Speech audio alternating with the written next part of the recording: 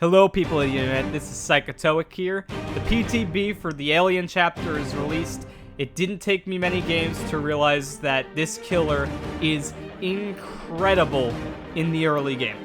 Compared to every other killer that has a teleport, they all start the match with a cooldown. But because the Alien's teleport is technically a portal that exists on the map, you're able to take this instantly. And regardless of the size or spawns, you will be in your first chase in literally seconds. And by no means am I exaggerating when I mean seconds. I went to some of the biggest maps as you've been seeing and counted how fast can I get my first hit from the first second I can move my mouse. Regardless of the map, regardless of where I spawned, I did the same strategy, go in a portal, find my lethal pursuer target, and I had my first hit in well below 30 seconds every time. Blight and Nurse are definitely the strongest killers in Dead by Daylight, but they can't even have this level of consistency because they have to use their ability just to get close. You get close and do not have anything stopping you from getting that first hit. This killer manages to take RNG of spawns, map size, and throws it all out the door to 0. So for a killer to have this much consistency in the weakest section of the game for killer, with stealth potential, with chase potential, all you need is a good snowball build, and you are going to be a machine. So, here's the build.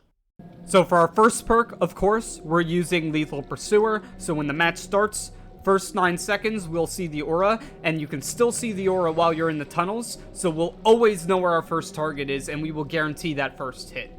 When we have injured survivors, once we hook our first survivor, whichever injured survivor is the furthest, we will see them for 5 seconds, and they will be oblivious for 20 seconds. Which, remember, we can cross the entire map and get our first hit in less than 30 seconds. We will find this survivor and get them down in 20. Then, we're going to be running Monitor and Abuse. At some point, we will have an instance where there's either people all on a hook, or people are all healthy. We need to be able to rebuild our snowball, and Monitor and Abuse will help because when we're in our power, we go from 32 meter terror radius to 24, and when we use Monitor and Abuse, we take 24 and make it 16. Then, for just a tad of slowdown, so that no gens get done early and we really get everybody snowballed and getting unhooks and healing, we run Scourge Hook, Pain Resonance, and that will solidify our snowball at that point. On top of that, we're going to use Kane's Helmet, which will add the Mangled status effect whenever we use our tail attack on a survivor, making it longer for them to heal, which means we will most likely find them with Alien Instinct. And then we use Ash's Innards. Turrets take longer to respawn.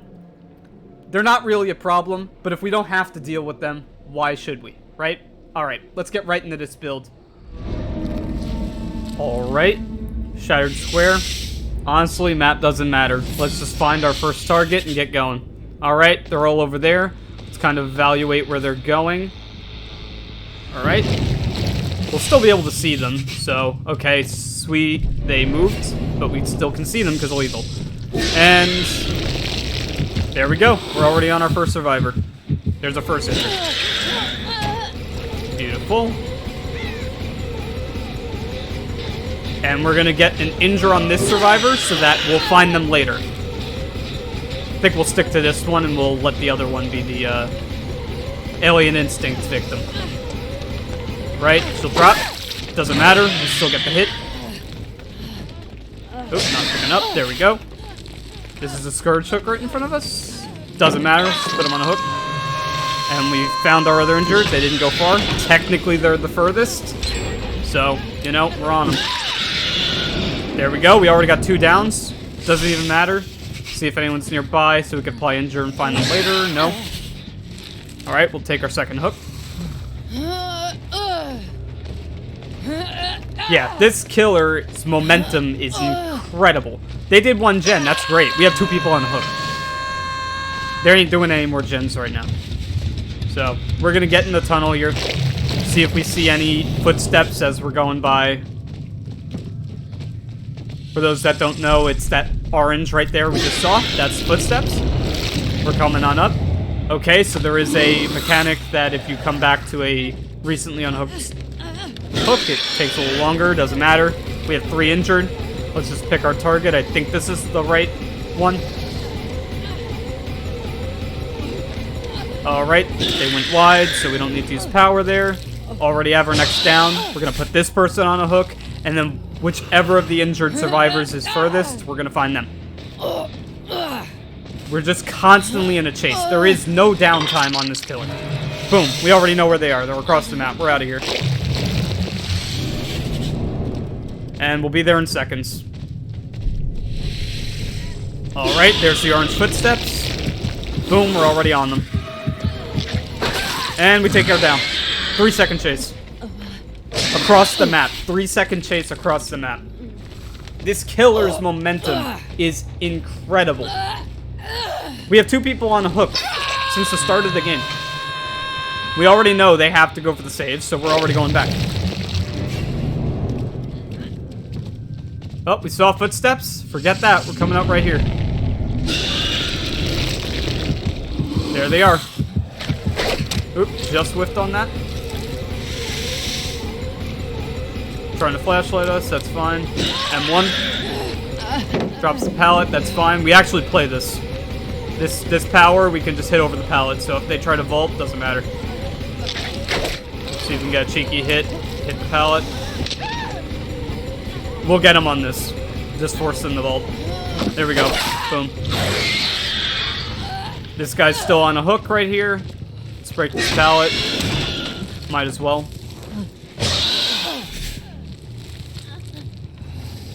Alright. We've had 2 people on hooks the entire game. They walked in and gave us another injure. We're gonna know exactly where they are after we put them on this hook. We'll see them through the wall. They are technically the furthest. We saw them go behind this wall. Yep, there we go. We use our power right here. We just got it back. See if we can snowball off of this a little bit. That was the unhooked. Yep, they're gonna drop. Boom, down. No downtime. Momentum, like we've never seen. The likes of Nurse that's able to cross the map in 3 seconds. There is no counterplay with just holding W on this killer. You're basically never chasing. You're always on top of a target. Yeah. I'm just gonna be nice at this point. I mean, we've already done so much. One's on the floor and one's on a hook. Just might as well keep everybody injured so that our perk is full value whenever we put someone on a hook. Use our power, we get that quick down. Other one's still on the floor. Everyone's still injured. Second we put this person on a hook, we know where they are.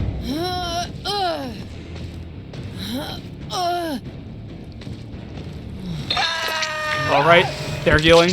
We'll mark that just so we can navigate as quick as possible through the tunnel.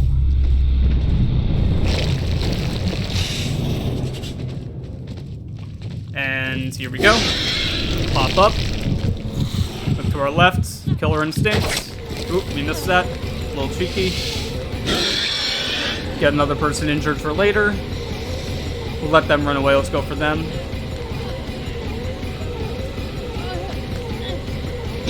Boom. Another down.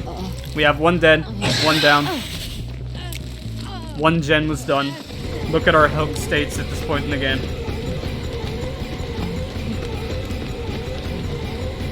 Boom, we put them on a hook. We know where they are. And there's our next target. Yep, they pretty much just admitted defeat. This killer is going to be phenomenal. Yep, turret, like we care. They nailed it with this chapter, in my opinion. I love this. This killer is awesome. It has everything. Literally everything for everybody. Alright, we'll see if we can find anybody with our footsteps here. Probably just skip to the hatch. Alright, we found them. They're just accepting it. Oh, nope, they want to run now. And a little bit out of range. That's fine, they're done. Nope, can't hide behind it. the head hitbox hits above their crouch. They don't realize that. Alright. Put him on a hook.